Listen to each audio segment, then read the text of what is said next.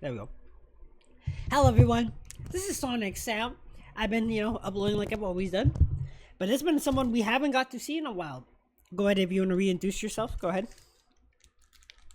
This is Braiku from the Overlord subreddit. You're more than Sometimes that. I'm called Professor You're because more I'm than, a nerd. you're more than that. Town. You're not just someone on the Reddit because no one's I'm a gonna care mod about. on the subreddit. There you go. We have one of the mods. They Uh, know me. oh yeah, no. I'm sure people that exploit it, but for everyone else, we have the mod of the one of the mods of the Overlord Reddit, which the Overlord Reddit's kind of big now. Ever since season 4, that Reddit's gotten pretty big, kind of thick.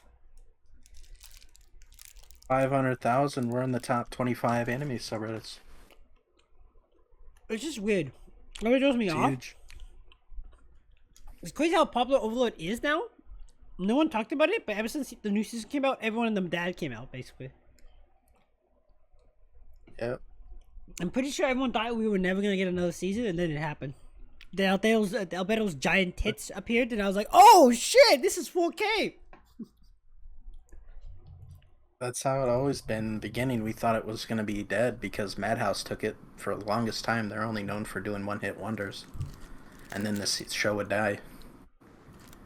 And still to this day, I wish they. I was like, man, if Ola was with any other company, man. Anyways, guys, we're just gonna be talking about the Overlord trailer. We both know I don't say I know everything about Overlord, but I am caught up. And I'm sure this beautiful bastard is caught up. So we're just gonna talk about shit in the trailer, and let's just break it down. So this will be completely spoilers. If you do not want spoilers, get the fuck out. But please like the video and sub still, because I love you. And whatever waifu you like, I support it. Except if it's beta, I still don't like her. But if you like any other waifu, hey, even if you like the Holy Club girl, hey, you know what? Good for you. I love you. But then we say our waifu. You know what? We'll do it on a count of 3. You got it ready? I don't have one. Yeah, I don't have one.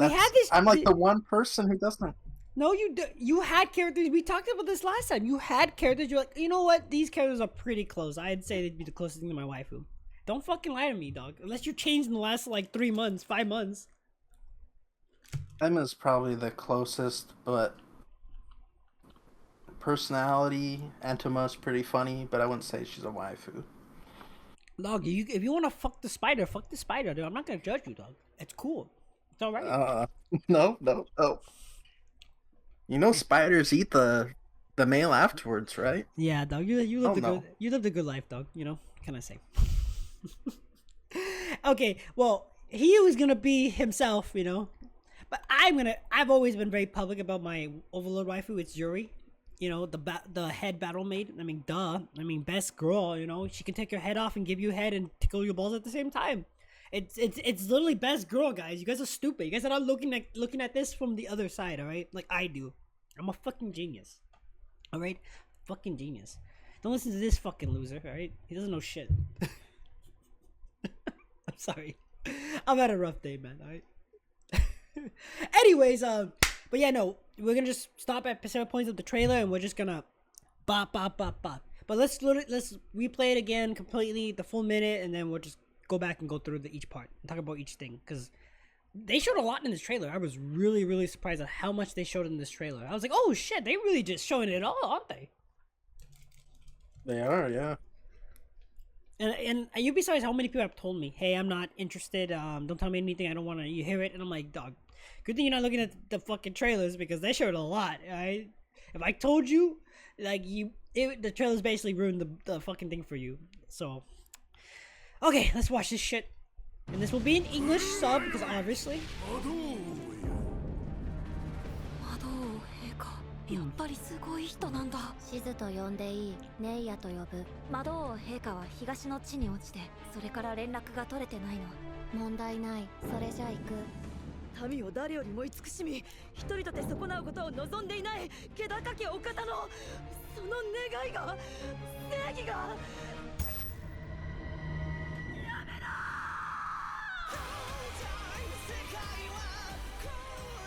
大損だ。ここまで来てしまったのだ。お主らの力にかけるしかあるまい。ねえや。強ければ何をしても構わない。それがこの世界の断りだ。正義とは何か。 Alright, that's good enough. Okay, well, let's just give up. Before we start going into the lore shit, let's just talk about the trailer itself. Clearly, the animation got it so much better. They got the movie budget animations. I mean, it's not great, but it's definitely way better than what we got in the anime. Yeah, they actually had time to do it this go around. Because don't forget, when they did say we were going to get it, I thought we were going to be getting trailers months afterwards. It was a while until we got anything to work with, to be super honest. Yeah, they announced it like a year or two ago or something. It was a long time. Yeah, Maybe not 2 years ago, but yeah. at least a year. And then I think we got like a poster in between that time somewhere, and that was it basically.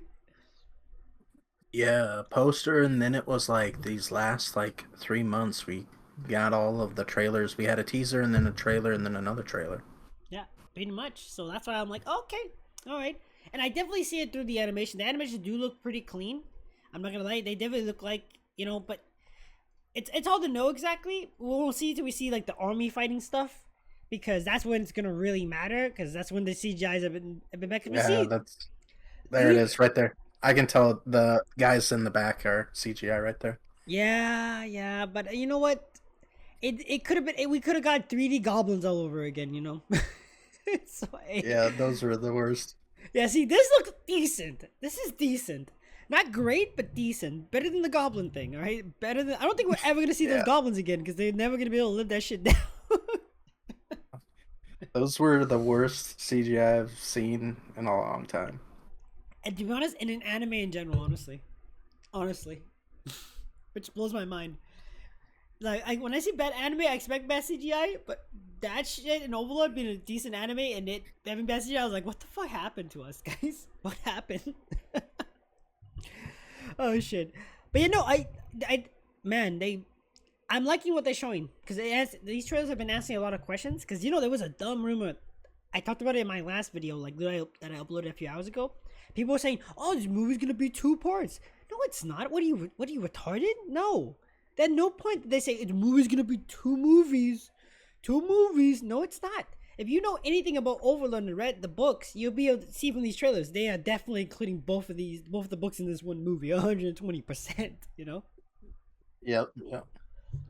Can you confirm, as, guys, you know, he is the Overlord professor. Can you confirm, based on these trailers, that volume 14, volume 12 and 13? Or is it 11 and 12? Yeah, 12 and 13. When we go through each individual scene, there's actually, I can tell you which volumes they're from.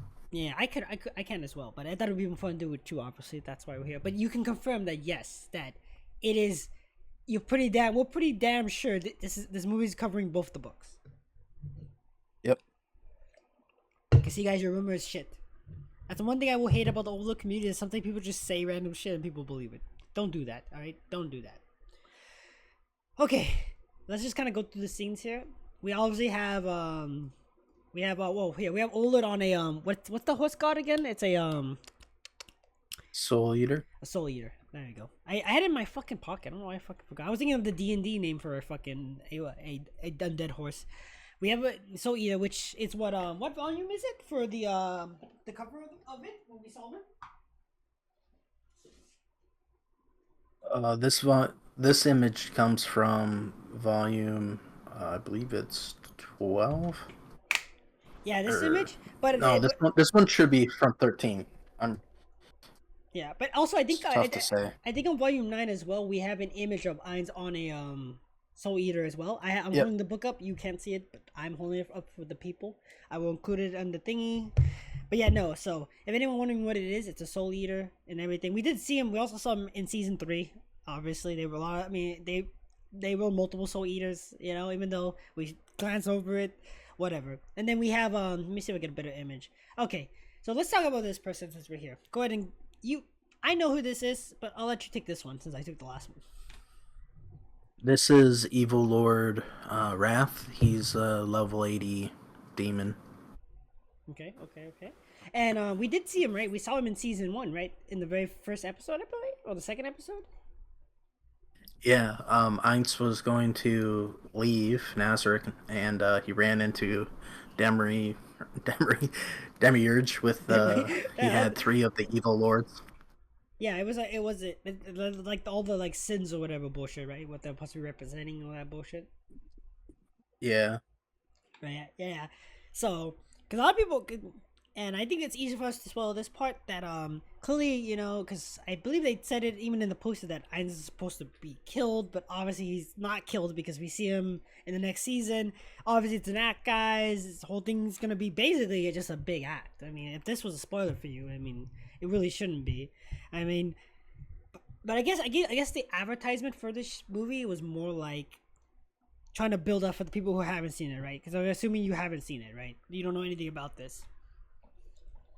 yeah, they're really building it up to make it look like um, Demiurge or Jehaldabelth off actually betrays Ainz and attacks him. Is what they're kind of making it look like. Yeah, Obviously, we know that isn't happening. because remember that one poster where he's But like that red poster where he's like falling from the sky. I'm like that actually to make a skeleton actually look dead. That's kind of hard, but they did a good job on that picture. I admit it. That's a very very good picture. Mhm. So I was like, oh shit, that's really cool. I know obviously what's gonna happen. But no, this is Wrath. This is just one of Demirge's fucking summons. It's not a big fucking deal. It's all part of an act, and Demirge is gonna obviously pretend to be. He transforms, right? He basically transforms and becomes like, this is my ultimate form, and then he becomes Wrath, but obviously he's not Wrath.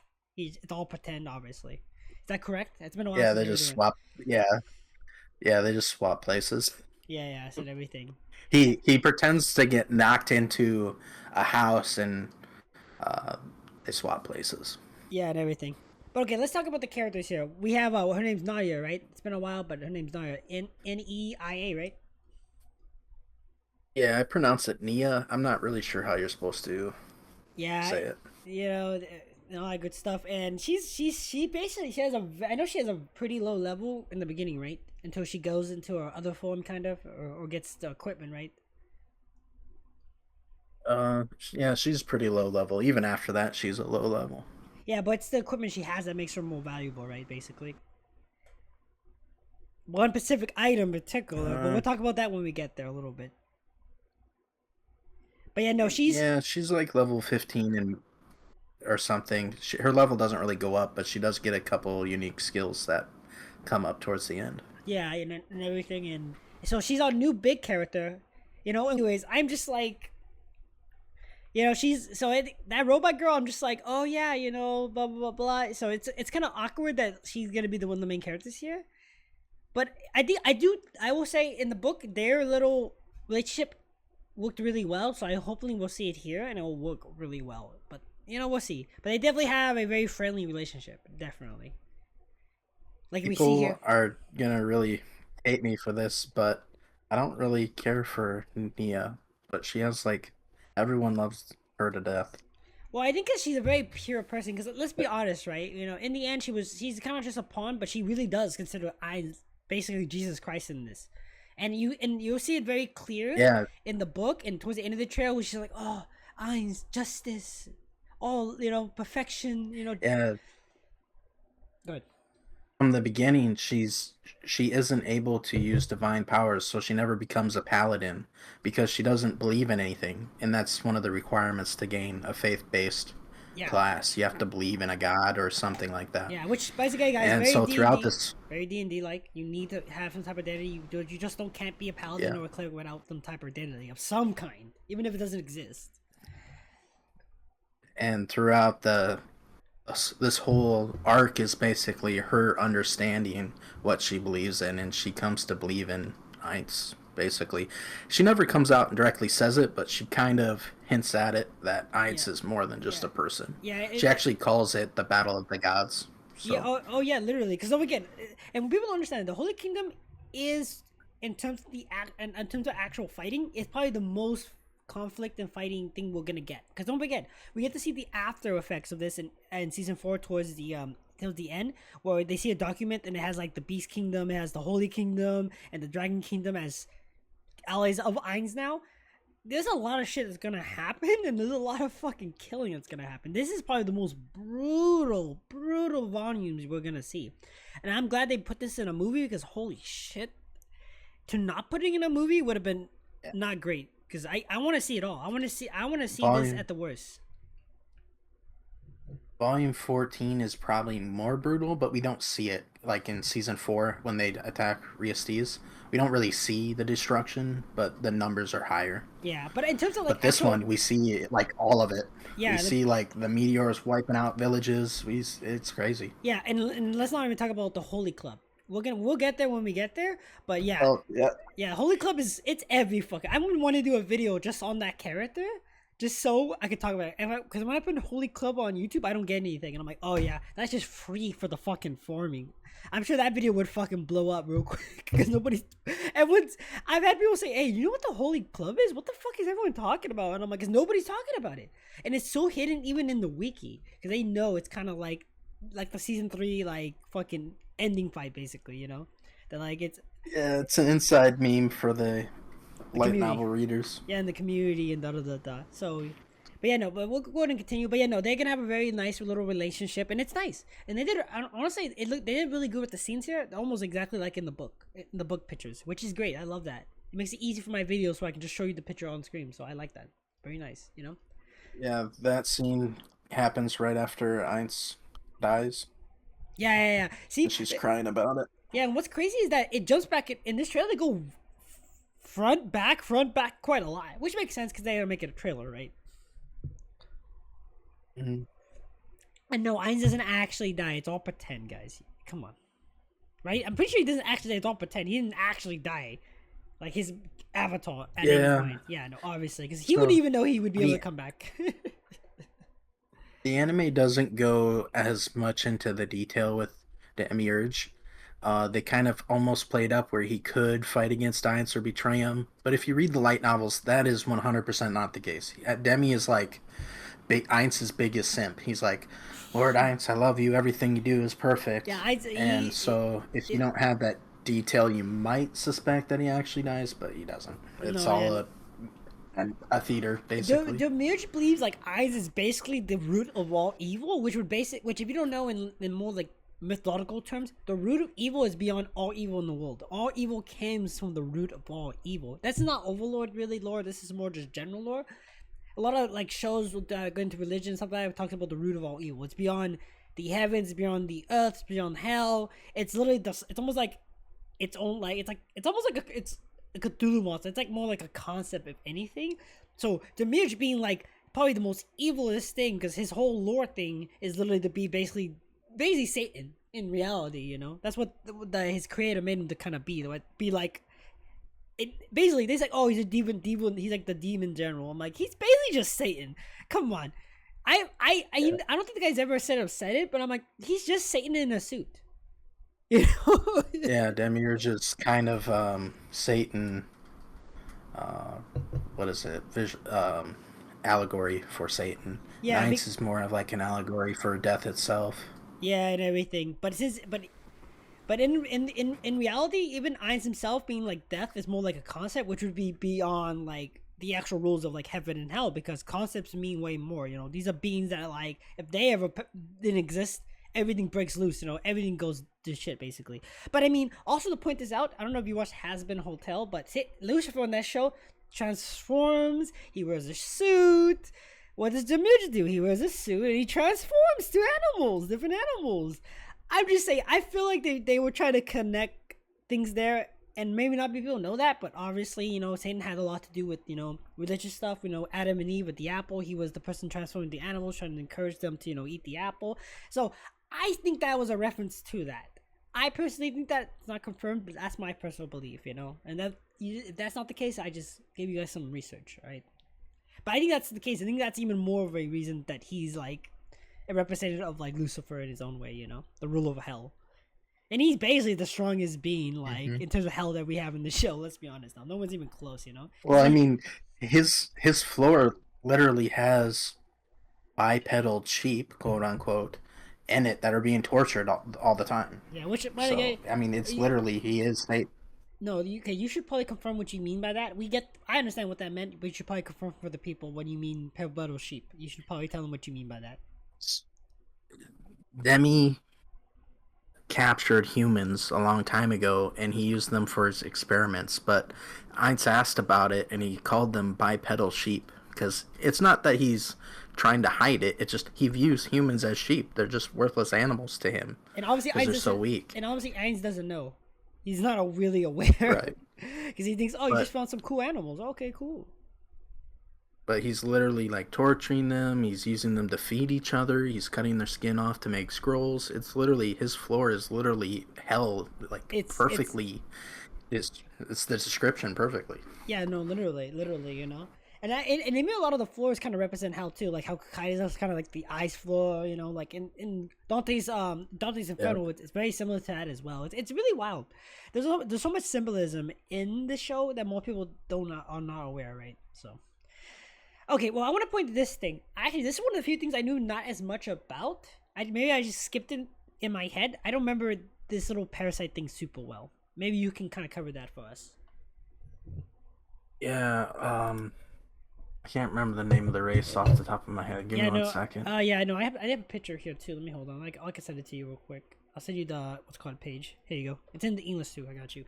There you go. So he is I believe it's the prince of whatever the race is. They're like basically like leeches. Which I want to point out in this volume, we're gonna go through quite a bit of different races for sure. It's kind of wild how much. So this is a. Go ahead. This is a Zern, and he's technically a Zern Lord, but what's weird about this race is it's kind of a heteromorph. Like there's 3 types of races. You have humanoid, demi-human, and heteromorph. Humans are people, dwarves, elves. Demi-humans are bipedal animals, and then heteromorphs are like magical beings.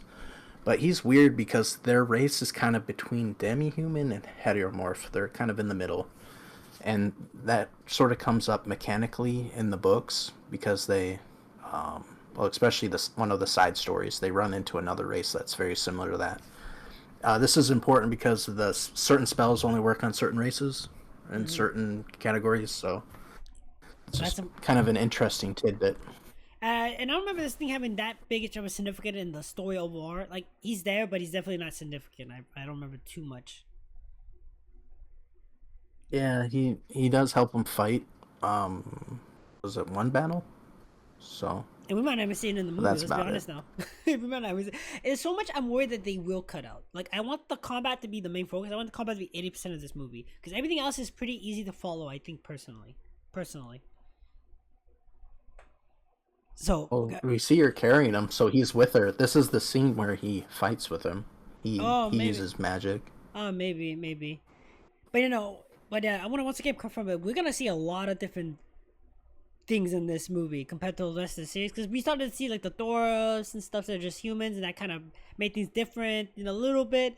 But in this one, we're getting humans, we're getting like the heteromorphs, we're getting beastmen, we're getting demons, we're getting more undead, we're getting the mirage. Like, we're getting quite a bit in this gonna be in this movie. It really feels like this feels like the volume for fighting, which I like. I'm like, hey, yeah, Overlord, there's not as much fighting as you expect it to, because most of the time it gets completely like one-sided. This definitely feels like more like an actual war is happening, because even in season 4 it didn't really feel like a war, honestly. Yeah,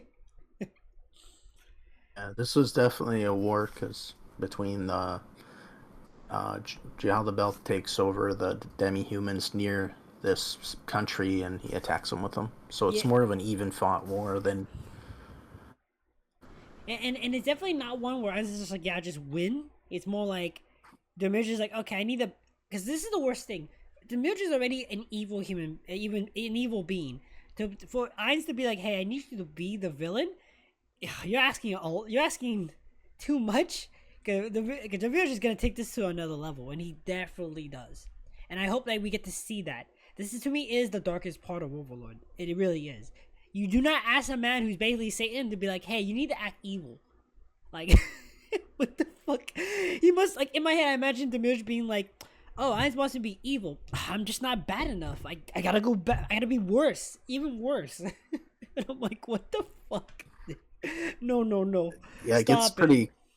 gets pretty dark because they literally take the prisoners as food. Yeah, no, no. It's fucked, and I wonder how much are we gonna actually? Because in the book they do a real good job setting it up. They really do. There's a reason why the very first book, what is it, 11, with the images on the cover, it's a pretty long book because they're really setting it up, and then the next book ends up being like a really just most of the fighting basically. They do set up it. It feels like it feels bad.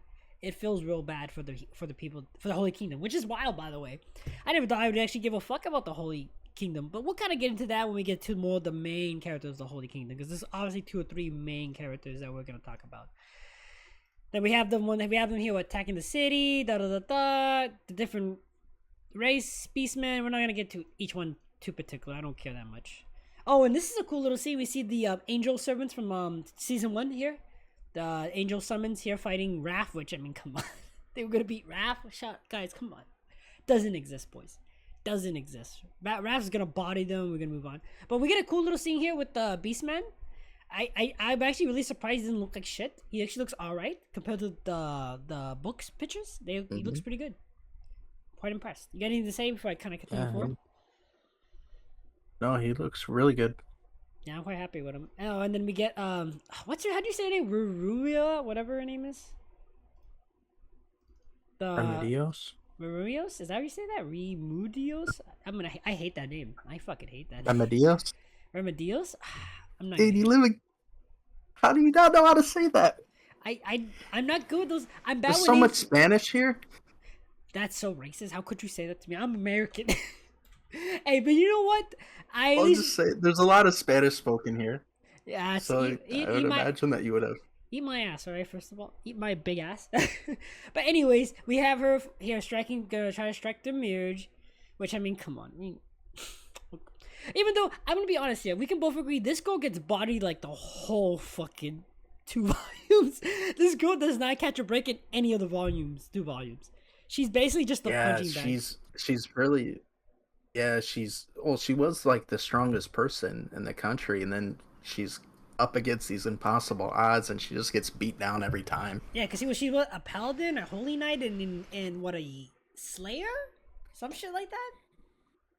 Yeah, evil slayer. So she has a skill that deals damage based on karma values. Which is extremely useful, by the way. There's not too many of those, you know? And then again, when we think about the strongest people, we need karma doesn't... Go ahead. I was gonna say, karma doesn't work like you think. Karma isn't like you do something bad and you get worse karma. Karma's a completely different mechanic. Yeah, no, and everything. And what's kind of more interesting about it too, I want to point out, is that you figure Gazep would have had something like this, right? Because I mean, Gazep was one of the most powerful humans. Because we knew that for sure, right? That he was some of the strongest. He was like 35 or whatever it was. Yeah, in the Briastes Kingdom, Gazef and Remedios are pretty close. She's slightly stronger than he is. And what about the girl from Red Rose? That one chick that has the Chris sword?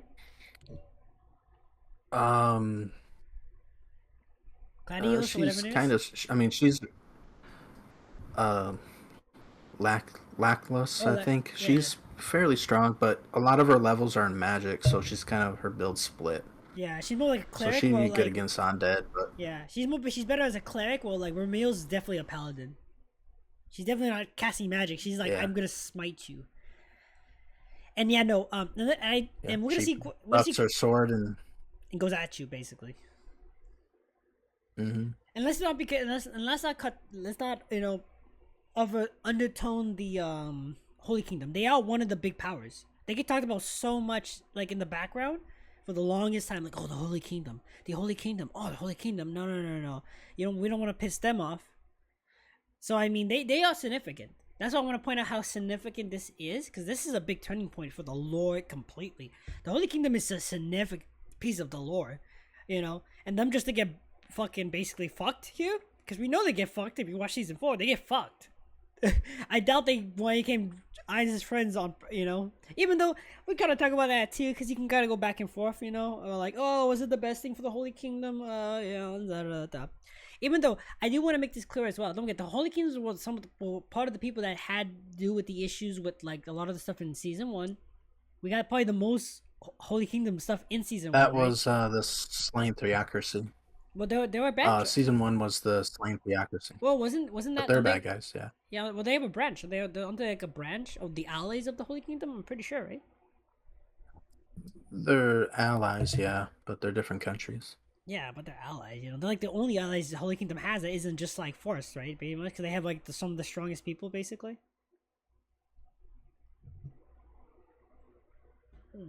Yeah, the Slain Theocracy is the strongest nation in the area because they have Godkins. But yeah, that's the only reason, you know, obviously. But all of the Godkins are normally pretty. They're usually pretty good people, so that's obviously why the Holy Kingdom likes them so much. I mean, obviously, and then they have their own little, you know, Illuminati bullshit they got going on. You know, like the boss he has. You know. But anyways, let's go ahead and go forward here a little bit. Okay, we're gonna. There's a party that's gonna come that we're gonna talk about. Okay. We're here, dog. We're probably at the part that everyone's gonna probably stop at and want to talk about. We're at what we're gonna call the Holy Club. You want to go ahead and start here, and to kind of, you know, break it down why it's this. You know, you are part of the Overlord community more than probably I am. I think I don't deserve a right to explain it. You probably should do it. So this is the Queen of the Holy Kingdom. She's a magic caster. Give her name. And Jaldabaoth. Well, Calica. Queen Calica. You want to explain a She's little bit the about, first queen of the kingdom. You want to kind of explain like her personality is, you know, like how she kind of handles shit. She's actually the one nice person in the whole fucking series, which makes us so fucked up. Oh yeah, yeah. She's the one person. She hears about Ainz, an undead ruler, and she's like, well, I'd like to meet him to see if he's actually good or bad. The only person who's ever said that. Yeah, but yeah, literally everybody, because isn't it natural when a human sees a natural, they naturally feel like negative towards them? That's like a legit thing they explain in the lore, right? They're like, oh, you know, there's like natural hate for an undead, right? Literally, unless you're like more educated, but it's like, as a human, it's like natural to be like depressed to humans, you know, like to undead. It's like the one thing everyone agrees on in Overlord is that undead are evil and should be killed. Yeah, because every race agrees with that. Yeah, because literally, isn't those adventurers in season 3? They literally talk about how there's a plains where it heavily has undead and how like they try to avoid it because it just feels fucking wrong, basically. Yeah, negative energy can, you can feel it. Yeah, if you're living right, negative energy is just like no good. And then to undead, it feels good to them though. Yeah, it feels like a breeze or something. Yeah, it's like healing and shit. But go ahead. I'm sorry, I didn't mean to stop it. Go ahead and keep explaining about her. So yeah, she's like the one nicest person in the whole series. She actually was curious about meeting Ainz and seeing how he does as a king, and so she's super nice. And by the way, she's fine as fuck. By the way, they knew when they were building this character and what they were gonna make it happen to her. You knew why they made her as pretty as she is. She's probably as pretty as Rena, honestly. Rena in this character is probably one of the prettiest characters in the show. You know, and that isn't like a main character, right? Yeah, like, really pretty. You could tell they put. I'll share you my waifu weakness. I love the Valkyrie helmets with like the feathers on the side, like what she has in this picture. Yeah, I love those helmets. Sadly, they're not really popular anymore in anime. They used to be like 10 years ago. Like every female character wore those helmets. Yeah, there's a Nintendo character that has one too, right? That one Icarus fucking girl or whatever has green hair and shit. It's like some Nintendo game. I'm not sure. Okay, go ahead. But yeah, so she's like the nicest person, and she has the worst fate. Jaldabaoth literally, Evil Lord Wrath, grabs her like a club and swings her around to beat people with, and she dies from it. You're being pretty light. That's where the Holy Club comes from.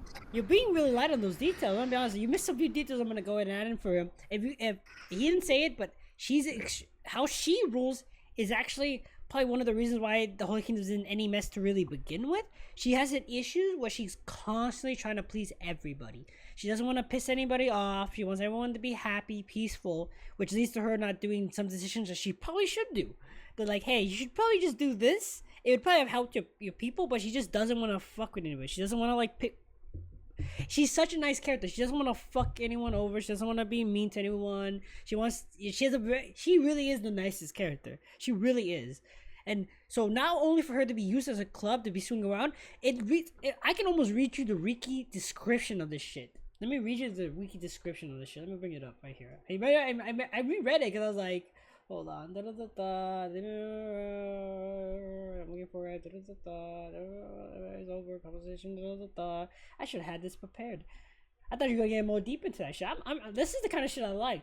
When it comes to brutality, that's what I'm like. You know, I grew up in a fucked up place, dog. That's what I'm gonna say. It basically she gets pretty much from what I read is that pretty much when she gets swinged around, at first she's being resisted. You know, she's being resistant because I mean, there was no way anyone was gonna stop Raph getting to her. So it's just this Raph just gets to her really quickly, very easily, no problems, and she's resisting, right? She's resisting, doing her thing, da da da da. But at some point where she's just getting swung around, because basically just stops resisting, and she gets beaten down so badly. It says literally on the wiki that her face and her body was unrecognizable. She was fucked up to a level you couldn't recognize who she was anymore. The only reason they knew who she was because of the stuff she was wearing. She was unrecognizable, guys, and she was literally basically begging to stop being. Not stopping to like stop hurting her, stop killing her people basically with her literally. It's like the most fucked up symbolism I've ever seen. It really is, and it's really fucked up. So, and I'm assuming they're gonna build the fuck out of this character. I'm hoping they build her up well enough. I wish that we at some point in the anime they built her up in some way because the books do a good job at it. But I'm not sure in the movie they're gonna build her enough where people are gonna give a fuck enough that she got fucked up. I think so. We'll see the scene where she talks about Ainz. I'm pretty sure how, I'd like to meet him or something. And then that will probably be the build-up. Yeah, hopefully it's enough. We go through what, 300 something pages, 400 something pages through these 2 volumes, and so we hear about her enough for it to be meaningful. So I just worry it won't be enough and it won't feel significant for people. Even though I will say I feel like it's significant enough that it's like, hey guys, she was a nice person, and just, I mean, in the end, it was all part of a plan, you know. But I'm sure I didn't want it to really go down that way exactly, you know. But hey, you know, Jameer has to be a bad guy, right? He needs to look like a bad guy. But it did feel a little unnecessary. Would you agree with that, or you're like, no, that was necessary? The club? I don't Yeah. know. It's an iconic moment now in Overlord. But did you The feel like nicest person with probably the most brutal fate. But did you feel like it was necessary for the story? You think if it was anything else, did you feel like it needed to be worse? It could have been easier, and it would have not affected the story. Like, what was your overall opinion on the Holy Club? I loved it. So I read a lot of isekais and fantasies, and one of my main tenets is for monsters to actually be monsters. Yeah. Demons should be demons. That's why people are scared of them. And so when you see a demon push somebody, nah, that's stupid to me. I want to see a demon rip a guy in half or whatever. And this is perfect. I love it. It shows why Remedios hates him so dang much. And that's why she is willing to go to an undead, the person she hates, to ask for help to kill him. Oh, we're gonna get. So I think this is. We're gonna get into that for sure because I want to talk about that as well. But no, I completely agree. I like when they do it. That's why one of the things I liked, one of the big series that always makes me remember is Goblin Slayer.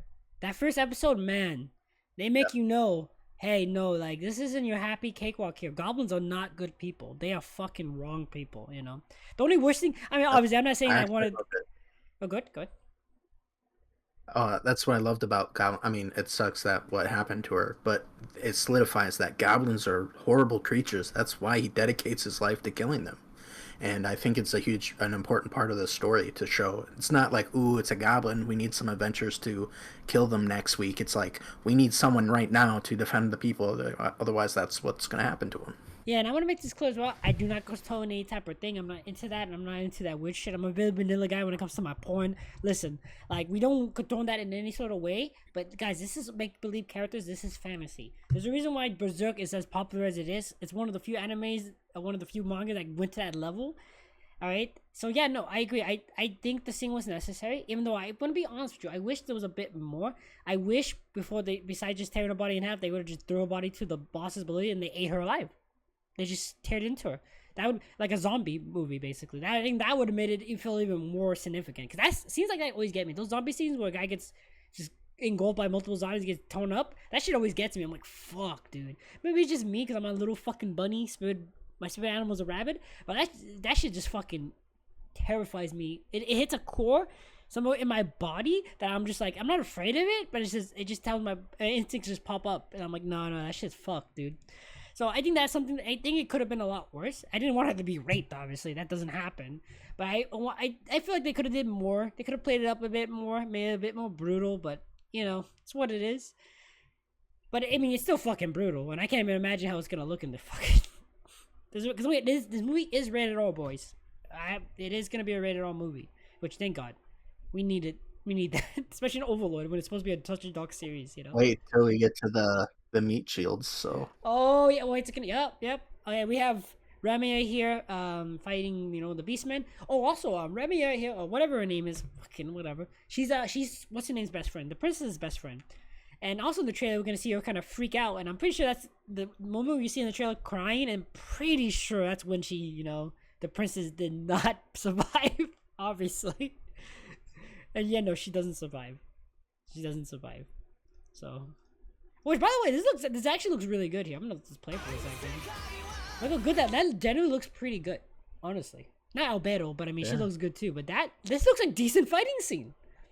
I love watching the humans versus things that are level fighting scene. Like, all those adventurers fighting the fucking Death Knight in Season 4, I love that shit. That shit makes my dick hard every time. Every time. It's just fun. It's just fun to watch stuff like that. What was kind of sort of an inside meme, I guess, if you've read the novels, you'd know that Death Knights aren't weak to fire, unlike most undead. And so the guy uses a huge giant fireball to kill it, thinking it will do extra damage, but it doesn't. It doesn't, dog. Crack me up. Which makes sense. They're supposed to be tank classes. They're supposed to be a tank-like class. So the damage is there, but it's not. And obviously in this world it's significant. But in reality, the damage is so lackluster. But they make it up with their defense. That is literally what they make it up from. Is that. And yeah, they're gonna have a really good tank if it's weak to like the most natural things that are weak to undead. Like it's just not, And also why I believe why they're so big. It kind of gives that perspective of them being this fucking giant fucking monster, And I'm like, yeah, Even though I really wish we get more love for the different undead in the Overlord series. There's so many cool ones. It's great. Alright, okay, this is cool. This is the meteor that Jameer summons, because if everyone doesn't know, Jameer doesn't have many 10th tier spells, because he's not like Kakaitis, he's not like the other Supreme Guardians where they're specialists, like Mare and stuff, where they are specifically meant to do one thing and they do it really well. Jameer is kind of odd. He's more like a role-playing build, so he doesn't have his build kind of goes everywhere, so he doesn't have too many high-level spells to begin with, so this is one of them, and it's Meteor. Would you confirm that to be correct? He focuses on a lot of skills and commander abilities. So he summons demons, and he has a lot of tricky skills to deal with. Yeah, but he knows this is like one of his only 10th level spells. Yeah, and he uses it to break through the gate, right? Basically. Yeah, he uses it to break through the gate. I think he uses it a second time. Oh no, I think he threatens to use it a second time, and that's when things kind of like boost up a little bit, because I remember it fucks it up real bad, because let's be honest, this meteor would probably destroy half that place to begin with. Yeah, one of the early on scenes, he destroys their wall. So the Holy Kingdom has a wall going all the way vertical on its right side to protect it from demi-humans, and he destroys it, so they just flood in through that wall. Oh, we should make this very clear too. The demi-humans and the Holy Kingdom are quite close to each other. Like, there's a reason why they both don't like each other. They're like the more common dislike enemy. Like how the Resistance Kingdoms doesn't really have anyone near them that's like significant. They gotta worry about, Well, Holy Kingdom actually is like the neighbors to the Beastmen. And of course, they're actually intelligent and da-da-da-da. Even though we're not gonna see that too much, because I mean, come on, Demir just he took care of it, obviously. Obviously. I mean, come on, I think the Lizardmen showed us enough of like how kind of like the like more primal like racists handle shit like this. Like like they're not exactly the most intelligent people. But they're still smart enough to have tribes and leaders and basic things like that. And have like yeah, no, of course. I'm not saying they definitely don't, and I mean honestly the beastmen seem way more significant than all the other things. Like the fucking compared to the mole people and compared to like the lizard men, the beastmen seem way more significant, obviously.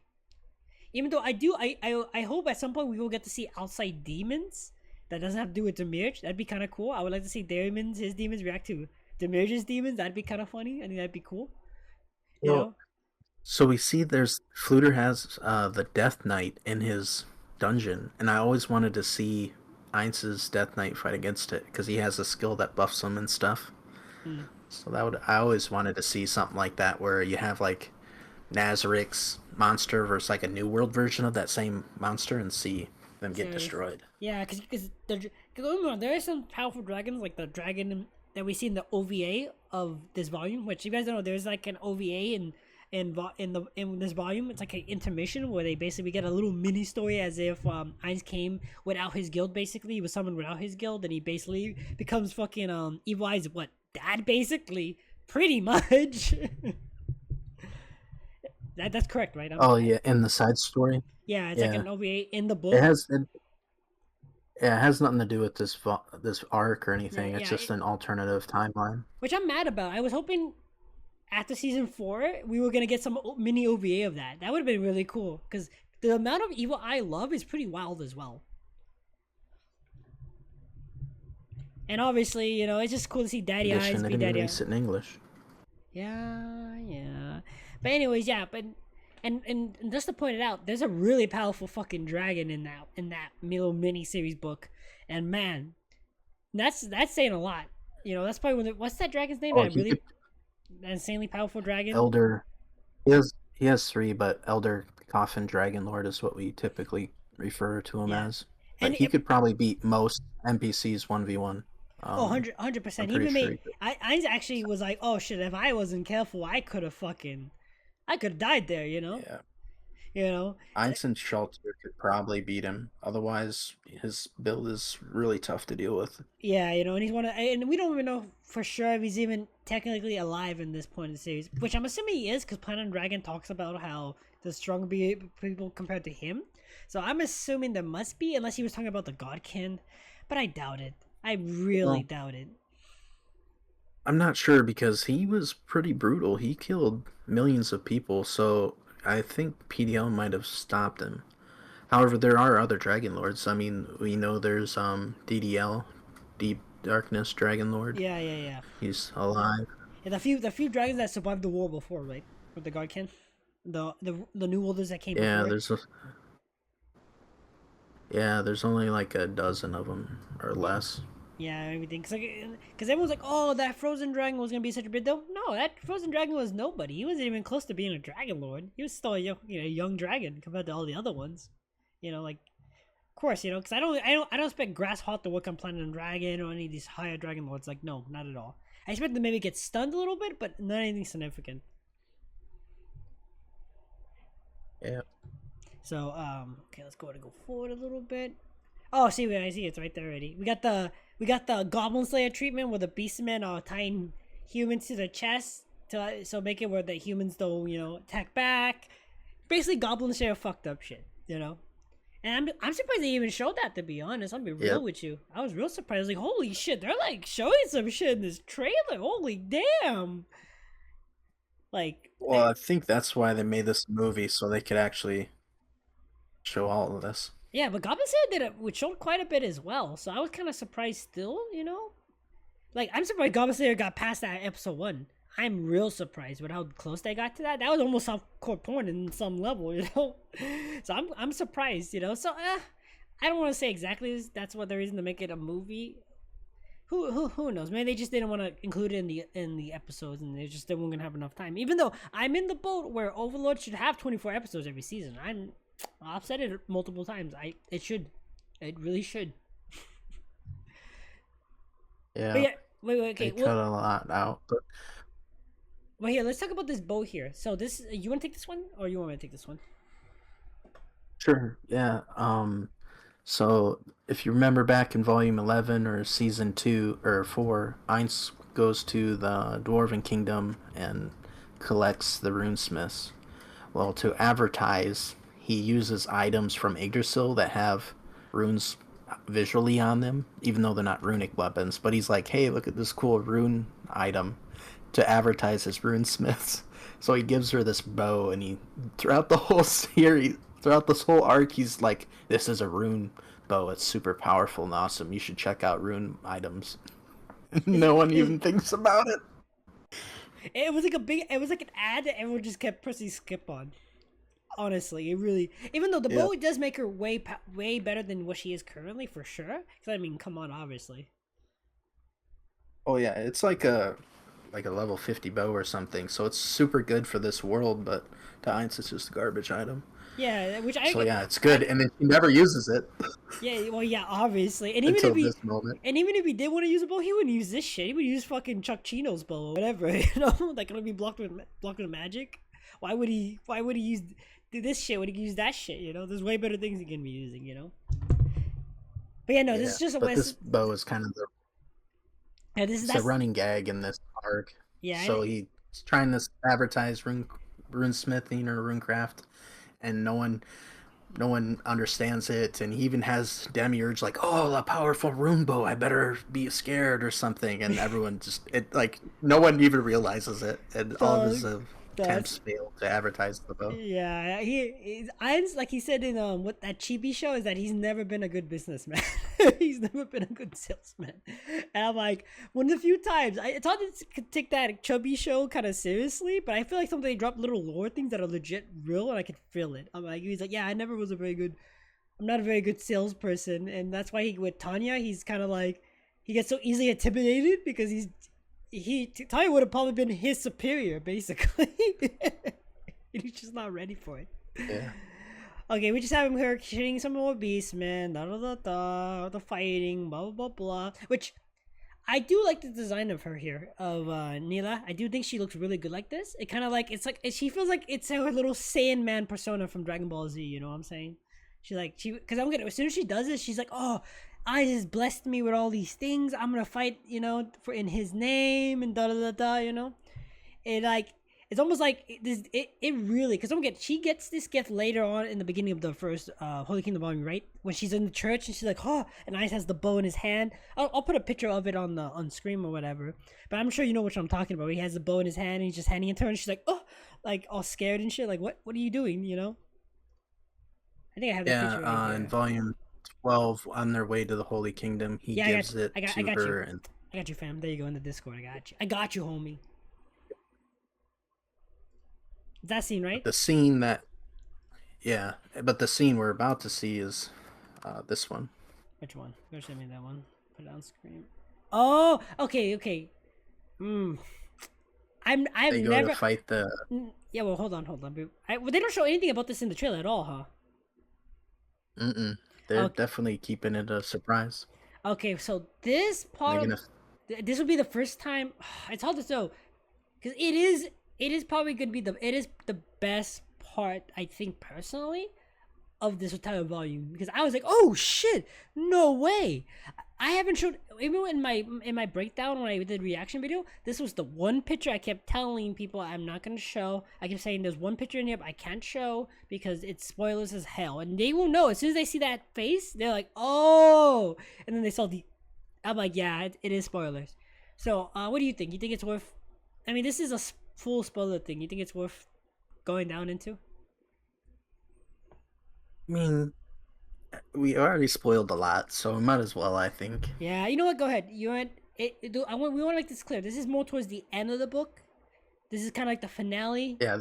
But go ahead and take this is towards the end of volume 13, so we 100% know that this movie is covering both volumes. Yeah, and everything, and I'll include a picture of it on screen, guys. Don't worry. But go ahead and take it. Yep, they go to fight the tree demon that's kind of controlling a demi-human city under Jaldabaoth, and it uses heads to get stronger, so it can hold like a tree with fruit. It holds heads, and for each head it gets stronger. And you want to point out somebody's head in particular that's there? Yeah, one is like the Zern queen, or the previous king or queen, and then the other one is, I believe it's Remedios' sister. Yeah, and because the first thing is it's that little parasite's one of the parasite's race people, right? Yeah, And that's probably one of the reasons why he's here, obviously. You know, the prince, the little thing that looks like Victim, you know? That's the only reason I remember it so much, because it reminds me of yeah, the Victim. worm-looking thing. Hey, Victim and it should have some It's like a babies. Hey, you know what I'm saying? Hey, dog, listen, Victim deserves love. That poor bastard, man. He exists to suffer. All right, stop it. Hey, they'd make you yeah. know what Victim does deserve some love. and you know what? They would give birth to a very powerful debuffer, right? That's all I'm saying, right? I should consider it. Which I'm surprised they happened. That should have been something I was surprised in the book when I saw something that looked like Victim. I was like, oh, is Victim gonna be part of this somehow? And when they didn't do anything with that, I was like, man, what a missed opportunity, man. Ramirez would have been all over that. He'd be like, ooh, more victims, more victim babies. We're gonna It, have lots of it wouldn't debuffers. work. They're different races. I don't care, man. They're different. They could have did I know, but something. Overlord still follows that pretty seriously. Yeah, but they could have had a nice little That's part scene. of Damiurge's experiments. Yeah, but they could have had a nice little scene where they Mines meets it and Victim's there and Victim's like, oh hi, and then it's like, oh hi, I don't know what you are, but you're kind of cute. That you knew that would have been a great scene. Come on, it would have fit the Overlord little like thing they have. Because let's be honest, Overlord is a dark comedy. It's a dark comedy, all right. It has its dark moments, but it's also like it has little comedy moments. Come on, you can't tell me the shell chair is not just there for funsies, all right? That wouldn't be out of the realm, okay? I want my Victim and my slimy little parasite worm to kiss, all right? Eat me, motherfuckers. Anyways. But yeah, no, it's a pretty significant fight scene. It's the main fight scene with Nara and Alpha here. It's a big deal, blah blah blah. Which I don't know why no one is questioning that Alpha literally has a fucking gun. No one's gonna question this, by the way. I don't think that anyone questions it, right? Basically, they're just like, Well, oh they yeah, just view it as a magic item that shoots magic arrows. yeah. Even though it doesn't, it's basically magic bullets, basically. But yeah, we have a Demirj destroying the actual gate, right, in the beginning. Yeah, this should be The first one of the meteor. first scenes in the movie. It better be. Oh no, they'll probably give us 5. Well, no, like, I'm pretty sure there's gonna be an opening and an ending, which they better be an opening. There's no reason why they do one thing well, and I'll give them this. Damn, their openings every season is fucking the shit. It's so good. So there better be an opening, a 2-3 minute opening, and a 5-minute ending. All right, that's all I'm saying. There better be. I'm ready to listen to the They badass did. song. They, they What? did release some of the songs that they have in the thing. I don't know if it said anything about opening. Well, you know. But yeah, Overlord's always good at the music, and Well, Madhouse is, I guess you could say, Madhouse is doing a good job. One of the few times I'll say Madhouse is doing a good job. Because I won't say that too often. And then we have, I don't know, that part's not severe. Now, this part is probably when she probably, that was a big part. That was a big spoiler part. go ahead, I don't think it is. I think it's fine, but go ahead, sir. This looks to be where Nia dies. Spoilers. Listen, She gets in a big fight.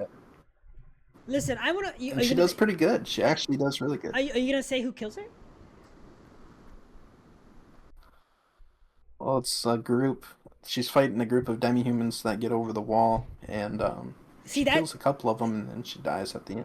You were about to spoil that she just died, but not say who killed her. Everyone's gonna be like, well, who killed her? Was it Arnett? Was it Dominge? Was it her people? So see, we have to say that because you know someone's gonna come and be like, why did you guys say who killed her? I wanna know who killed her.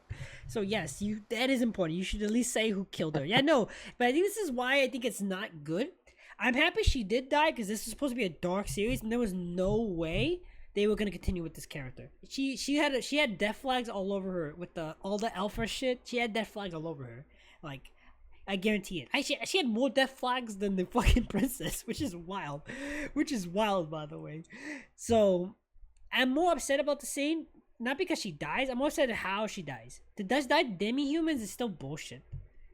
They could have been way more significant. Personally, It could have been like, yeah, she got really fucked up by the demi-humans, then she fights someone more significant. This could have been a moment where, like, as she's really fucked up after killing some demi-humans, and then Demir shows up, and Demir puts her out of her misery, and has this very, like, peaceful moment, you know? Of, like, dude, having a... I thought it was good. This fucking guy likes fucking... Doesn't even have a waifu on this show. Don't listen to this idiot. Listen to me. This shit is gonna be bad. There's a reason why many people hate that she's died. It's right. So many people like this character, and people are not happy that she died. I would have been okay if she died if it was done in a good way. At this point, I'd rather her just be alive and be a useless character, like every other character that just went to Ainz's kingdom and never saw them again, basically. I personally don't like it. But I'm assuming you thought it was fine. Yeah, I liked it. She's kind of a weak character, but even despite that, she fights against, what was it, like 3 or 4 demi-humans? They chase after her because they see the armor. They think she killed the original demi-human that owned the armor. He's like one of the leaders. Yeah. So they all start chasing after her, and she kills like 3 or 4 of them, and they defeat her shortly after that. Yeah. They overwhelm her, basically. I thought it was pretty honorable. I mean, she started off really weak. She had no conviction or anything, and then this, I thought it was good, like a last stand type of battle. What to me, what would have been honorable is after that, and she's about to get killed by the demi-human, Demir shows up and says, "No, this one's mine," and she tries to obviously kill Demir, and Demir's just obviously not affected, and he's just like, "You did good," you know, and then he kills her, kind of like give her the final like, "Yeah, you did good," you know, "You did a good job," you know, and just like. Just raises his hand up and she just gets engulfed with fire and just slowly melts away. That to me would have been a better scene. Are you saying that scene would not be better? The one I just described to you? I don't think so, because right after she dies, Ainz comes to save the day and he kills all the other little guys. If Demiurge was there, then you'd get in a big fight, and then he wouldn't have been able to revive her for that epic scene of her coming back. And damn, you really spoiling everything. Holy shit. Yep, sorry. Spoilers. Spoilers. So yeah, no. I was trying to be the asshole and be like, oh no, guys, she's dead. No, we're never gonna see her again. I obviously knew she's obviously gonna be, because I mean it's Ainz, right? Right? But damn, man, you could at least wait until we got to the end here. Damn, you didn't have to instantly be like, don't worry, guys, she's back. Don't worry about it. Fuck her, dude. This guy, dude, has no sense of progression in his fucking life, dude. This scene is when the Holy Club is being used and she breaks down. Oh yeah, you know, and I think this is the moment. Sure. I think this is the moment she breaks, because then this is the moment in the book too. She basically breaks. She's just like she maybe just goes full berserker here, just like I'm gonna kill them all basically, because she's watching one of her friends, someone she grew up with, which was the princess, get fucking basically, you know, mutilized, and that's literally what happens. She gets fucking mutilized, you know, even though it could have done more mutilized personally, you know, as a fucked up individual. It could have been even darker. But I do say in the book, the way they describe it, it does seem pretty significant. You definitely in the book they make sure you feel her hurt, and I do feel bad for her, because don't get the whole book she just get bodied. So and I don't like her character. I've never liked her character. I didn't really care for it. But this, I think we all can respond to losing somebody we definitely care for, especially in that fucked up way. No one deserves this. It's like saying someone you really care about, like your cat, your mom, or somebody get brutalized in front of you. No one deserves to see something like that, right? It's fucked. It's fucked up. So I'll give it to her. I feel bad for her. It's definitely rough. I feel bad for her, definitely. But her breaking out like this is nothing uncommon. She kind of goes crazy multiple times. And she's in a lot of fight scenes because she does a lot of fucking fighting. She is the Gazap of this place, basically, right? And that's pretty easy to... I want to say that's pretty true. Yeah. Which is kind of fucked up because Gazap went out in a really bad way. And I don't remember, does she even live? She was such an insignificant character to me. I don't remember if she makes it. She lives in this volume, but we hear that she died later on. In volume what? 14. To what? I can't remember. I don't think it's said exactly, but she was blamed for failing to protect the queen, and she probably got off that way. And obviously, she wouldn't want to stay around because the southern nobles don't like her because she protected the queen. But everyone's blaming her, so she's like the bad guy. Then her one hope, which was the queen, isn't here anymore, so she had nothing to Yeah. really live for anymore at And this point. we try to point out she's the one that decides, hey, Ainz, we need your help. Because don't get, because isn't she so anti Ainz the whole time?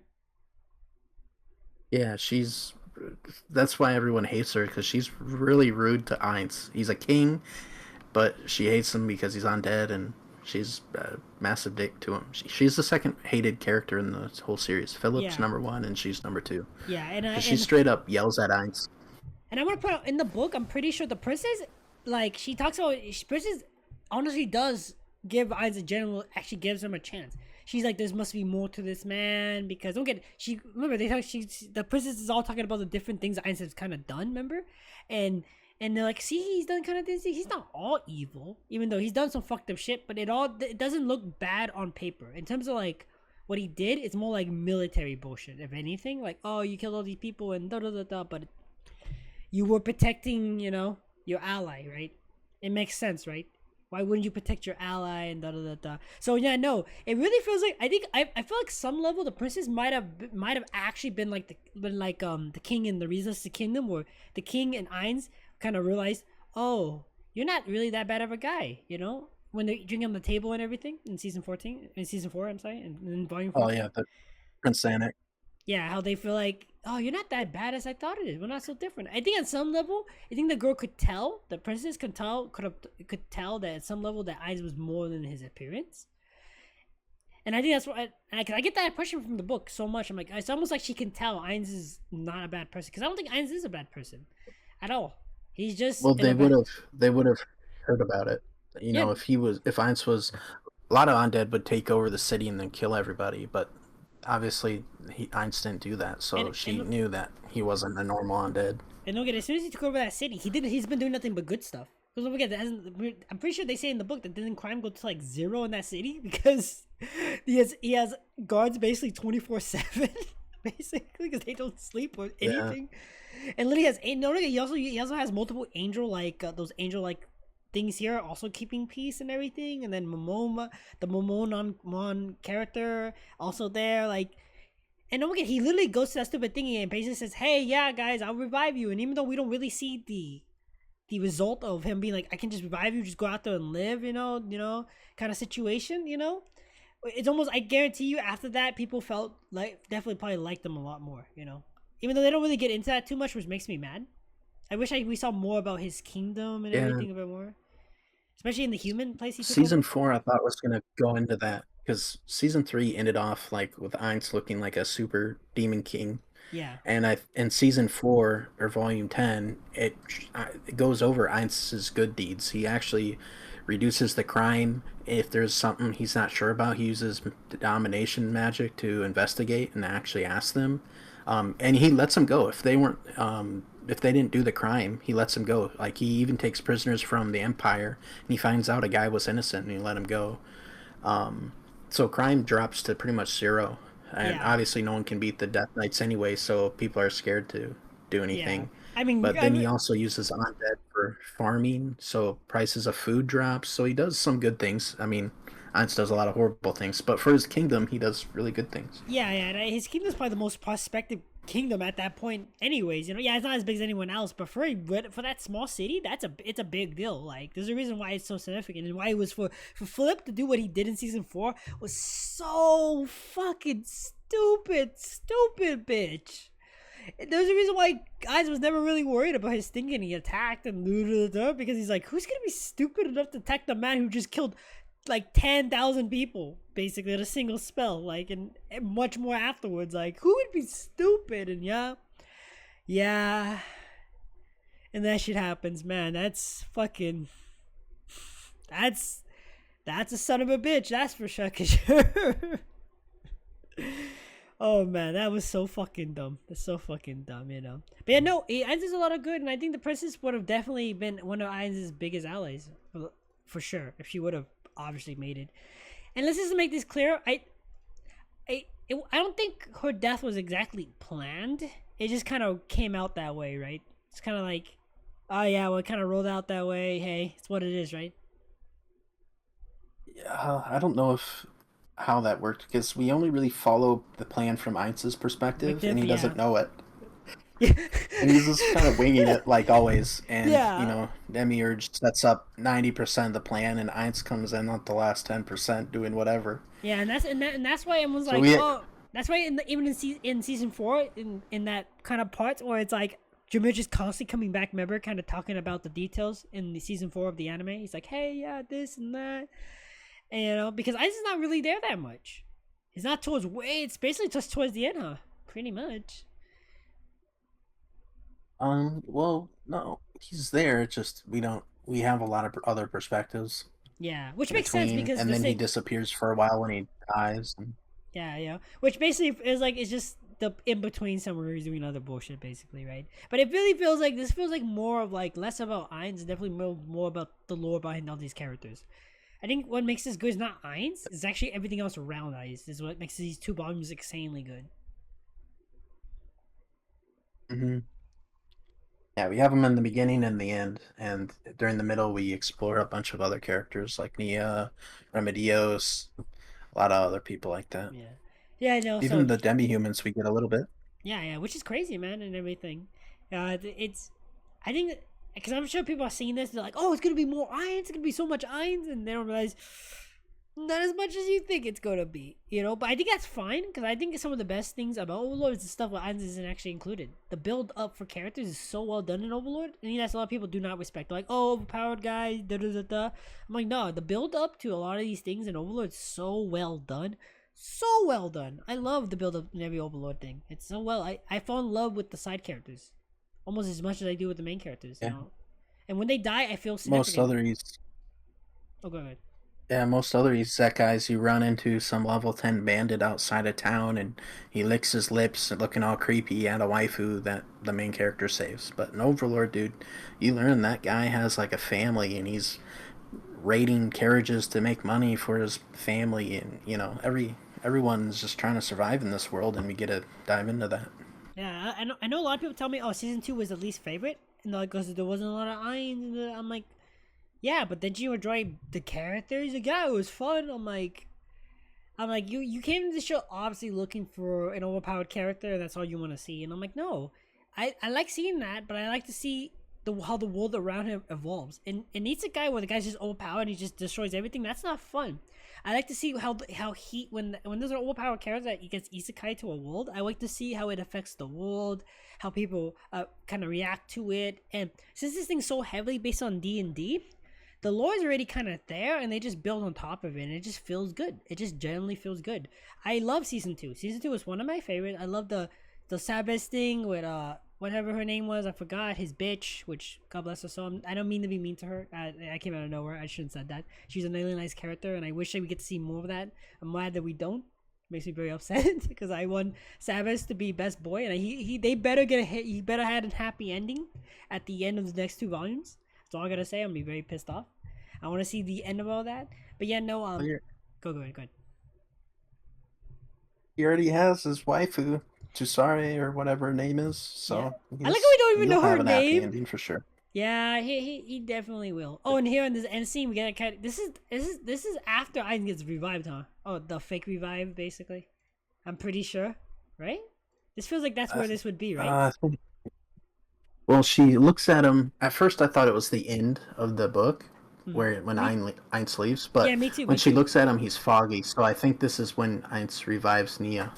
Oh, you might be right. It's kind of hard to tell exactly, but no, that feels right. And then why she's so happy, because she basically dies, right? Yeah, she basically dies. So, and why this explains why she's so happy. And if this is the ending, I'm like, this is kind of philosophize her character even more, because now she's like, you are a god. Kind of how the magic guy thinks about Ainz literally as a god, basically. He's like, oh, the looker into the abyss, the almighty god, basically. So this feels like this would be the perfect ending to be like, yeah, this should be the final scene, basically, of her being like, oh, almost give her that perfect ending. Go ahead. That's what I thought first, but I'm pretty sure this is when he revives her, because she says, I understand. And then she looks at him when he's blurry, which is what happens when she's revived. Yeah, I understand what justice is. That's what she says when she gets revived by Ainz, because she views Ainz as justice, and kind of like her, Ainz becomes her sort of godlike figure, so she Yeah. can now use divine magic. Because then didn't they also talk about that in season 3? Like, oh, they wanted to find out if like cleric magic, if you believe in, if we force you to believe in a god that doesn't exist, does your power still work and all that stuff? Because I think in D&D that's how it works too. It doesn't matter if your god exists. If you have enough faith in a being, it will give you power on some level. Obviously, if it's real, it helps a lot doesn't more.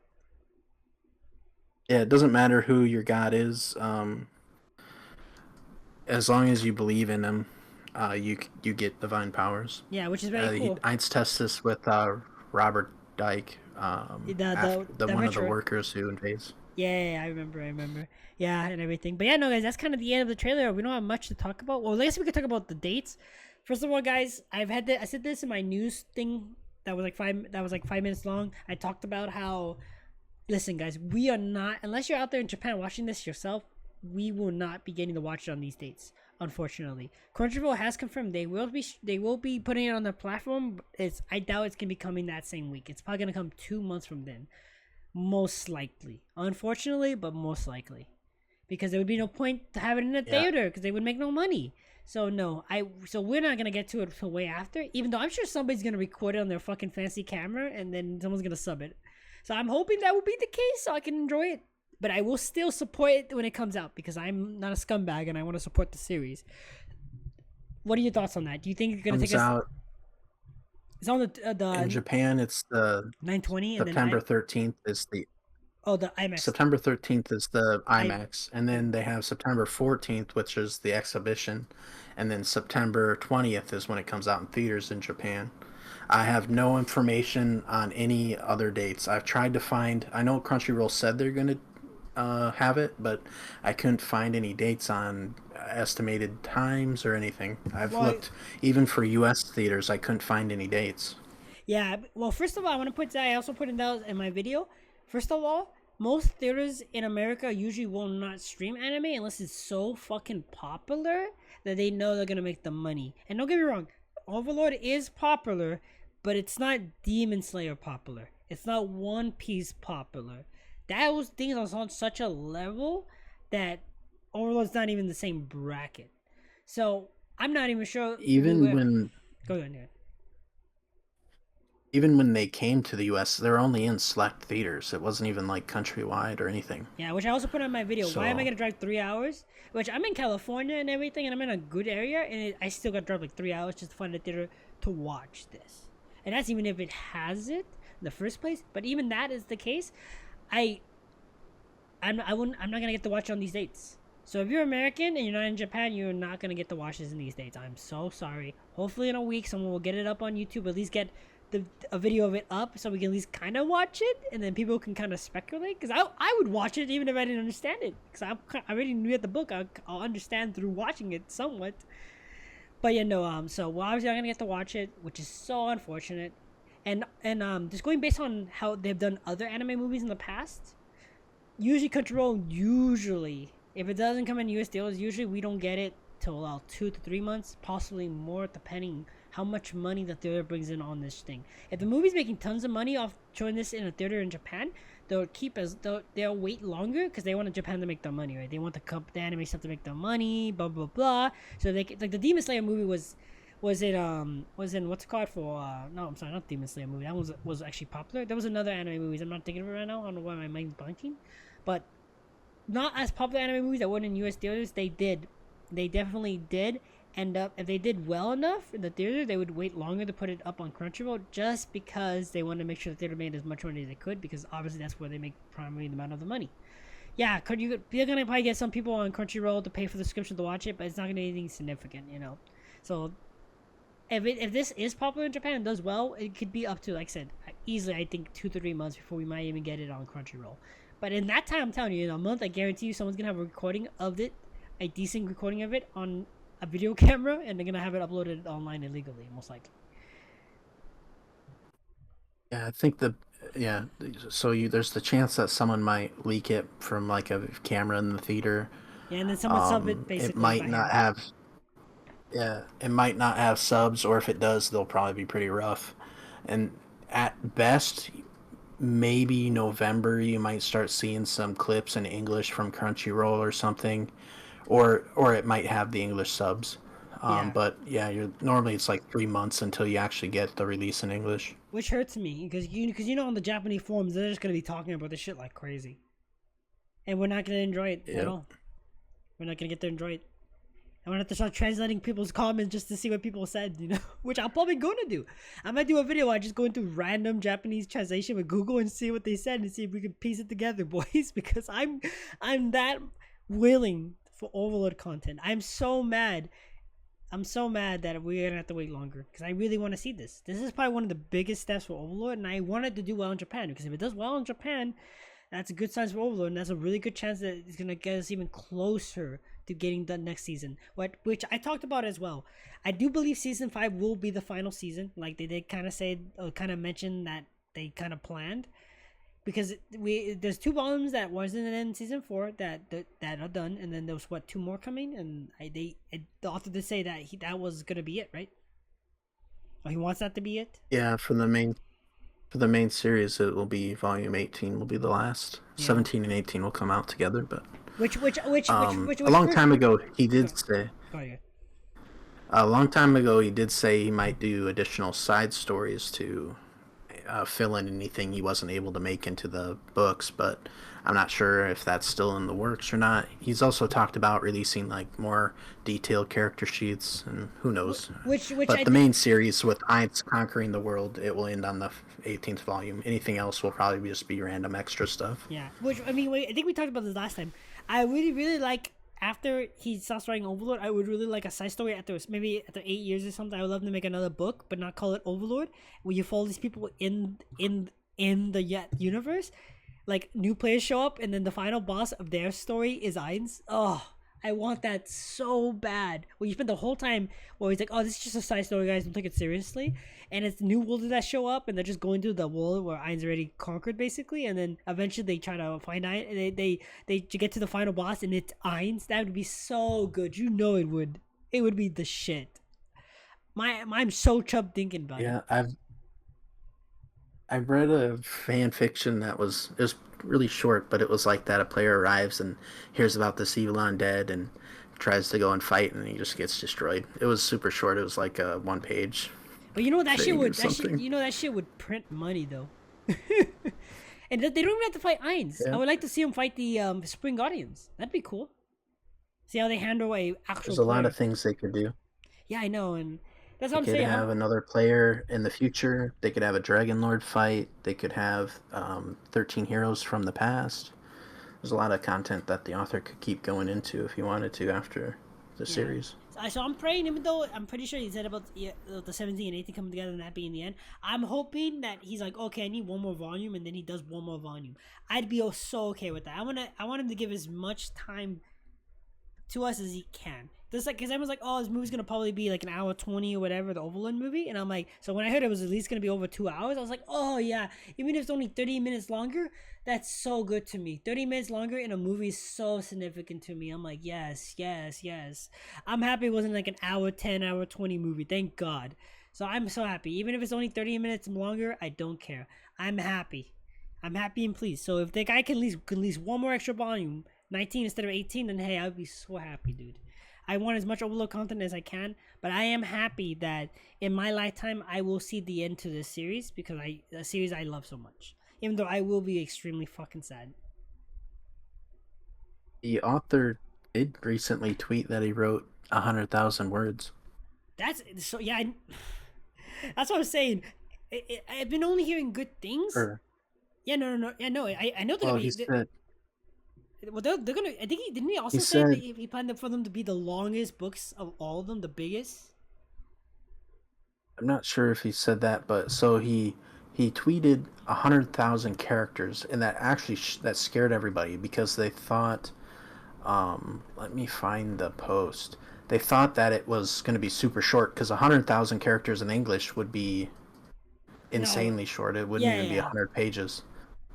But we're talking about Japanese characters. One character can be a whole word, and I actually answered that in one of the posts.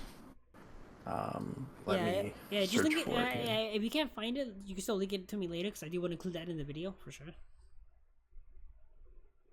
So definitely, for when you do find that, you could definitely send it to me in a screenshot or whatever. So, but you go and find it while I'll keep talking. But yeah, no. I'm hoping I'm even if it is only ending in 1718. I want those volumes to be fucking massive. They better be the biggest fucking book, and they better release some type of limited edition versions of them. And after they're done, they better release we can buy all of them for all of them in a set custom. I want that so bad. I mean, I'm sure you would want that as well. Can you imagine at the end of all this, they're just like, yeah, you can now get all the Overlord light volumes, and have them where they have special covers, a special set, a special whatever, right? That'd be dope. I want that. They did that. They They did did that it kind of for some of the volumes, right? I think with I've the seen them. 10-year anniversary. Right. Yeah, you could buy 2 of them like that, or you could buy the whole set of like 15 volumes or 16 volumes. But obviously, that would be a great way to make even more money, obviously, when they get there, obviously, be like, okay, this is everything, guys. This is literally everything. Here's a special set version, which I would pay the fuck out of. I would, like, those giant, like, Berserk books that exist, I would pay the fuck for something like that of an Eins book. That'd be so cool. Yeah, I bought the special edition Japanese volume 15 and 16 because it came with this new covers and stuff like that. Yeah. So I sent you the link for the post. So the author tweeted 100,000 characters.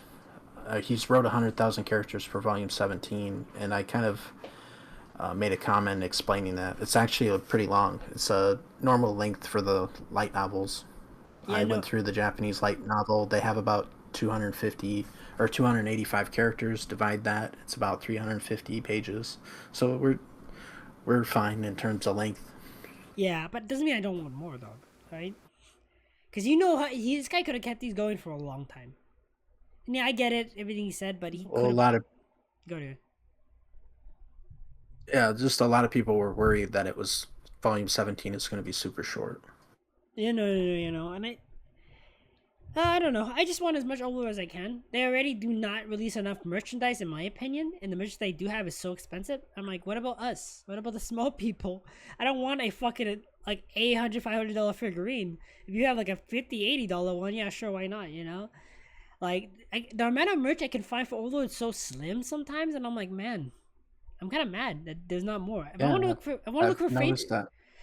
for Faith figurines, they're everywhere in every price range you can imagine. But when I want Overlord shit, I just can't. It's so... I gotta look like... I basically have to look illegal market or secondhand market, basically, or like non-official merch. Yeah. It's a big problem. And then if there is merch, 90% of it's Albedo. So you're screwed. Yeah, no, almost all the merch I have Overlord is not what's called. I think the books are the only official merch I have, which makes me mad. I want to buy your shit, Arthur. Let me buy your shit. Alright? I give a fuck about your character and your world even if you don't. Let me buy your shit. I don't give a fuck about your little hentai anime magical gore thing you want to go right. I don't give a fuck. I'm not gonna be there. I'm not in that market. I just want my Overlord shit. There's so many characters I like, and all I can find is Albedo ass pictures. I'm sorry, alright? If Yuri doesn't get a fucking figurine, I'm fucking rioting, alright? I'm going to your house. I'm kidding, I'm not going to your house. I shouldn't say that on YouTube. But I'm gonna be very upset. You're gonna get a very stern talking to. Yuri deserves the love she deserves, guys, alright? I want claps for the chat for that shit, boys, alright? Yuri deserves all the love she needs, alright? She's a good woman. The special edition Japanese version came with like a card of Yuri. Wait, it's what? like a special artwork from Sobin. Whoa. Well, what am I looking up right now? What am I looking up right now? Volume 15-16 came with a special edition artwork from Sobin, and Yuri was in it. Special edition? Hold on. I must know. I must see this. Where am I looking at? Where am I finding this? Where is it? Where is she? Where is she? I just want to see this picture, dog. Where is it? Where is it, dog? Where is it? Actually, wait. It might have been this anime. I fucking... see. He just, guys, this man just lied to me, guys. He got me so excited. My dick was so hard, and he just. It was the season 4 anime special edition. You got special artwork. The Japanese or the English one? English one. Special edition? Let me dig it out. I mean, it came with like a poster and a Does it? blanket and. I see it. Yeah. Oh, yeah. Oh, I see it right here. But I don't see her. You just. Where is she, huh? Where is she? I'm digging it out. Look for. I'm looking at the screen. I'm looking at the special edition right now. You lied to me. Where is she? Where's the boobs? Where's the tits? There's an artwork of Yeah, in the art book, you mean? Jerkniv with his soldiers. No, in the anime, there's an artwork of the dog maid and Negretto. Okay, but where's Yuri? Where's my battle maid girl? You told me. Let me You said. see. I'm you searching, bro. I'm searching. You guys, this man's the worst. He does this to me. Even though I need to add this to my cart. I need to add this to my cart for other purposes. I can't believe I don't own this. I need this. I need this really bad. I'm gonna add that to my cart for later. $94? Well, I don't know. That's yeah, it was. I think I lied to you. Listen. Let me go through the booklet. Man. You were a good friend for a while. I'll give you that. But you know what, man? You changed, dog. You changed. You're just not the same man I knew. You changed. I used to love you, man, and you changed. You've done this to me, man. You were supposed to be my friend, dog. You were supposed to be my friend, guys. Guys, this might be Yep. the mod from Overlord Reddit's last video because he can't keep getting away with this. I'm pretty sure you did this last time we did it. I'm pretty sure last time we did a video, you did the same thing. You told me there was something Yuri related, and you couldn't find it. You're like, "Oh, my bad, I'm wrong." And Did you? Okay, I will. There is special. I know 100% sure there is special art in one of the side stories, and I have it. I'm just gonna put Overlord Of Yuri Yuri. and see what comes up. See, all I get is cards. All I get is fucking cards from my woman. That's all I get. And cosplay, which I actually might buy. I actually would buy a cosplay of her and just hang it up because I love the character so much. If there's a cardboard cutout of my waifu, I will 100% put her in my room because I need her in my life. Yeah, there's like nothing. There's so little for her. There's so little merchandise. I'm so fucking upset. How does this happen? Oh my god, I'm so mad, dude.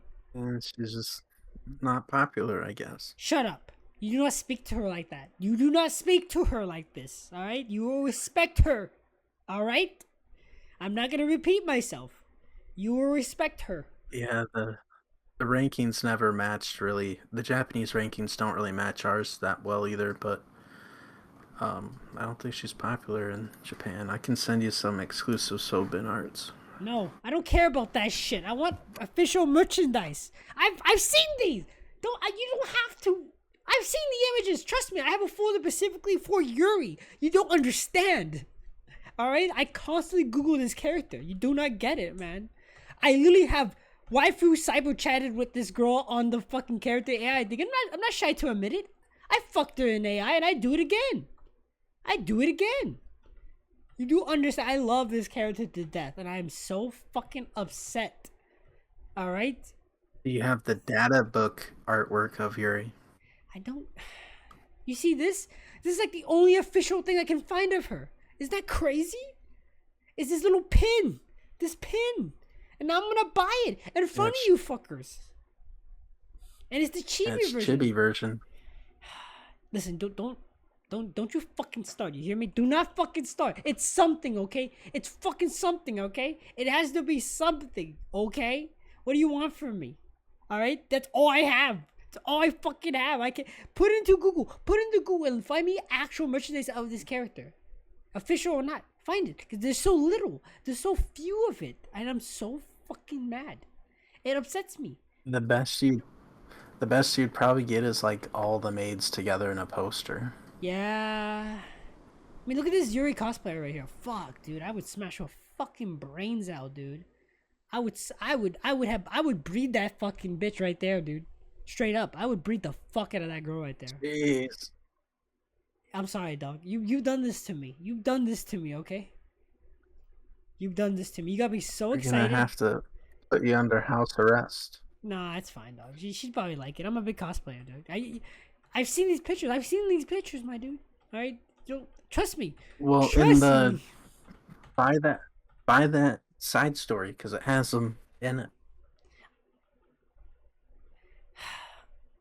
So basically, I'm trying to tell you guys that Yuri's my favorite girl, and I'm never gonna be happy. I'm never gonna be happy. I'm gonna have to just find someone who cosplays at her and make that person my wife. That's all I can do, guys. Only happiness I have left. Only thing I have in my life going on, because unless they surprise me with a full, if they make a full figurine set or it's just a big figurine and it's just like a one full figurine but it's all the mates together, I would buy it just because Yuri's in it. 120%. Make a big piece with all the mates together as one actual piece of a figurine. I would buy it just because Yuri's in it. I'm sorry, and I'll just cover it. I'll just put a bag over every other of the maids. I literally would, guys. All right, I literally fucking would. Yuri is every fucking thing. I literally have a bookmark in my book of Yuri, where she shows her character card in the book. You guys don't understand how often I go back to that page. All right. I literally love this character. There's very few characters in anime I generally love. There's only like two that I'm like, these are two characters I always come back to no matter what.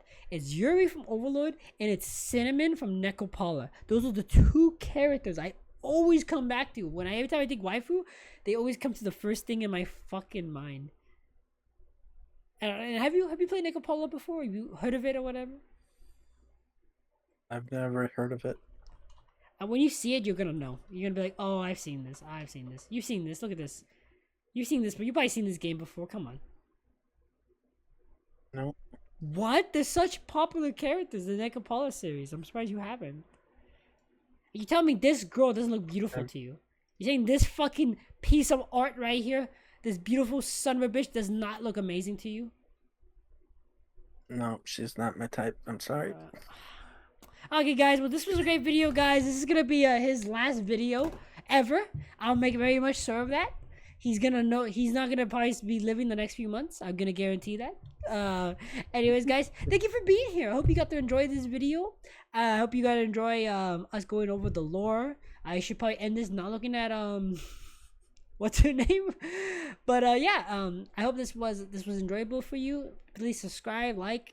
You guys have been very, very active recently, showing the love to the channel. I really, really appreciate it. I want to have him here more often on videos, especially if you guys want to see more Overlord content. This man knows Overlord like the back of his asshole. If it seems like something you guys really want, then yeah, I want to keep including him. I'm sure he can make tons of videos himself talking about the Overlord series if he really wanted to. So if he ends up wanting, if it seems worth it, I'm sure he'd be glad to talk about specific characters and us do specific research and break down a character and everything. Because I'm sure people would love to hear breakdowns on characters from every point of view, kind of like how we did on the waifu tier list. I think people would enjoy that. Would that be something you would be interested in if people are willing? Yeah, we haven't done a Husbano tier list. Yeah, but I'm thinking about something more serious. Where like, hey, let's talk about Platinum Dragon and talk everything we can from every bit of lore, every one of his spells that we know of. Just give like actual character deep dives. I think that would be fun. Plus, you probably know more about that than I do. You know more about the actual game mechanic systems than probably I do. That's one of the few things I still have a hard time piecing together, and how specific that shit works. But yeah, no, definitely. I definitely want to watch some color and everything. Do you own the season 4 thing? Yeah, I own everything. English, Japanese. The special edition? Yep. Oh, see, I was gonna offer to fucking buy you it and shit, because I think I'm gonna literally buy it right now. I was gonna offer to buy you one, but you know what? That's fine. I'll find something else to buy you. I guarantee you. Alright, when I make an Einstaff, I'll make you one of these days. That would be the greatest shit ever. Because I made it, obviously, right? Right? Your cosplays are pretty next level, man.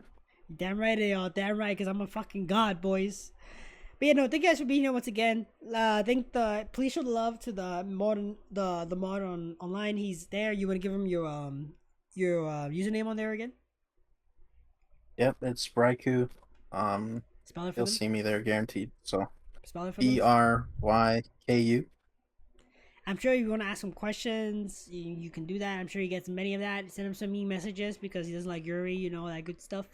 You know, do that for me. Do it for us, boys. I will be the first person to make a Yuri fan club, 120%. And maybe next time we all together, I'm just gonna spend 30 minutes and then I'm gonna tell you every bit of lore I could find on this character. Every bit of lore. I'm gonna look everywhere, do a deep down research for weeks, and I'm gonna come back and be like, all right, listen to me rap for 30 minutes about everything I can find about this character. If I can think of 30 minutes, but yeah, it'll be fun. Like I guess, guys, please show him the love, show me the love, because this takes a lot out of me. It's a fucking 100. It's still like 80 degrees outside, and I'm fucking sweating a storm. And this is like the third video I'm uploading today. That's Overlord related. Please, you know, show me the love as well. And It's only 30. It's only 80 degrees for you. yeah, like 85, 80, like 9, I think. Yeah, 85. Oh, That's what I got. There's a big difference. Ooh. You see this guy, dude? You see what I gotta do? What I gotta do with this motherfucker, dude? When he was gone, it was nicer, dude. When he wasn't here, it was like nicer, dude. I don't know what happened, dude. Fuck. I'm sorry. Anyways, guys, once again, thank you guys so much. Don't forget to like, don't forget to subscribe, and remember, guys, there's only 2 kinds of people in this world, but there's only one Ainz, and there's only one Yuri, and I'm breeding that bitch. I'll see you next time.